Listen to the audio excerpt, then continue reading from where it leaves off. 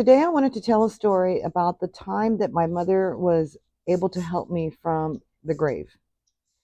She had already been passed about 5 years when my daughter found herself in some trouble with a boy.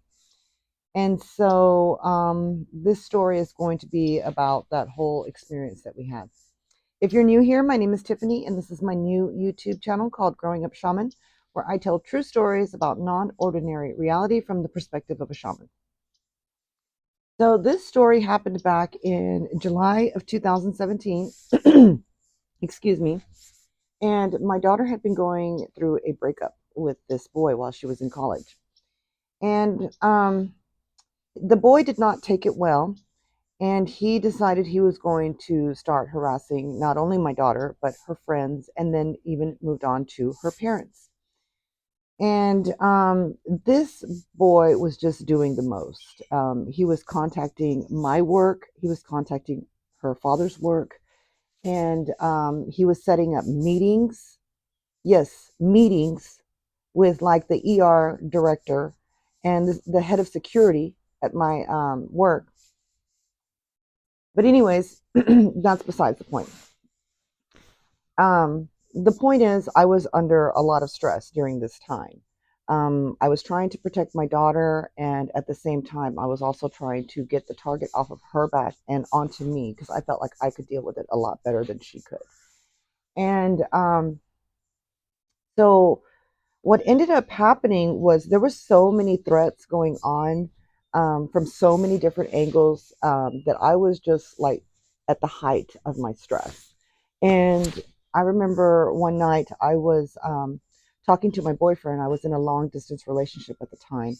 And he wanted to ensure my safety by making sure that I knew how to use this small shotgun that I had in my house because I did not know how to use it. It was something that my father had left me when I got this house, and it's not like a real big shotgun. It was more like what they refer to as a snake charmer, so it's much smaller.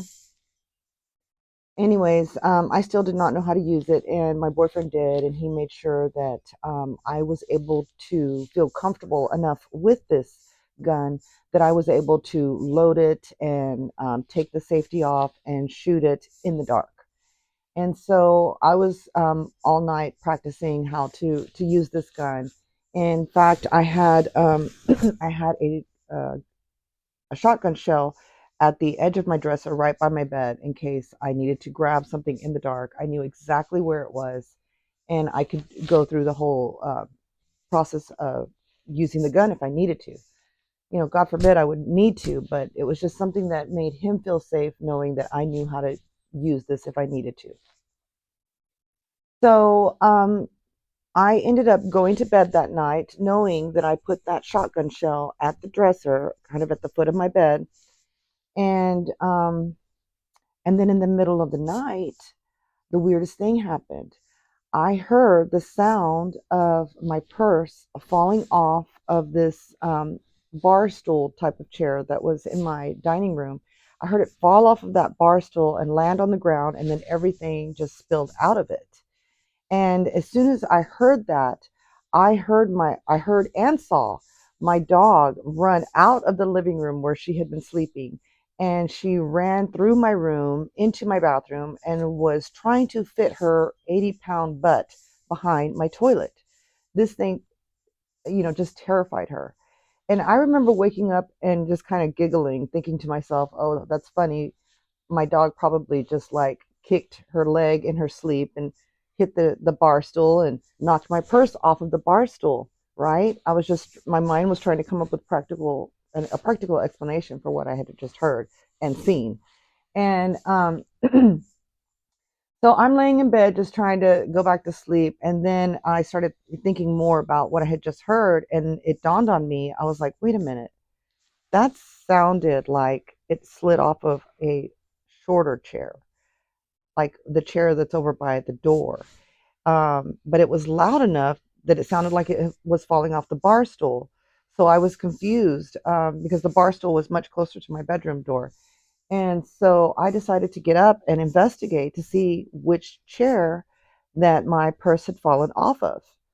And so I walk out of my bedroom and I start going towards the dining room table, and I see that it's not on the dining room table, which I thought was very odd because I thought for sure that was the height that I heard the chair. I mean the that was the height that I heard my purse fall from. So I just kept walking past the dining room table and I start walking towards the door where the other chair is that I thought it might have fallen off of. And lo and behold, my purse was sitting on the chair. It had not fallen off. And I just stopped dead in my tracks. And I found myself stopping directly in front of my little fireplace that I had on the side of this on the wall. And it's also where I had like an altar set up, and that altar had my mom's ashes in an urn, and then it had a picture of my mom, and it also had a picture of my daughter and her cousin.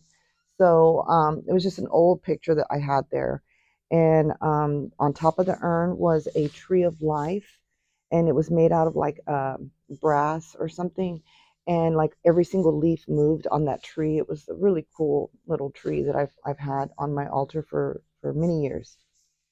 And I also had some little owls that represent my ancestors that were on that altar as well. And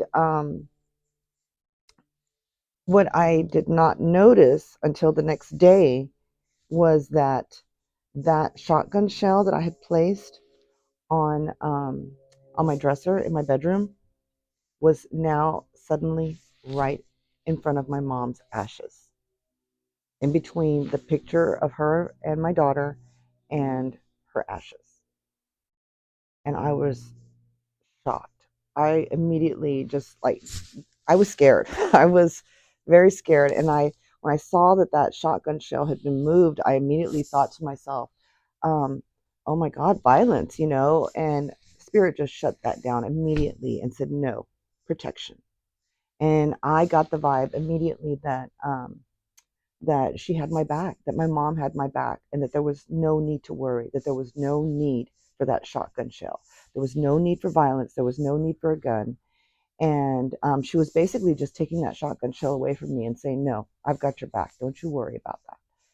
And so um, by this time, I had contacted the police. It was after hours when I contacted the police, and I had to meet up with some cop in a building and give my statement.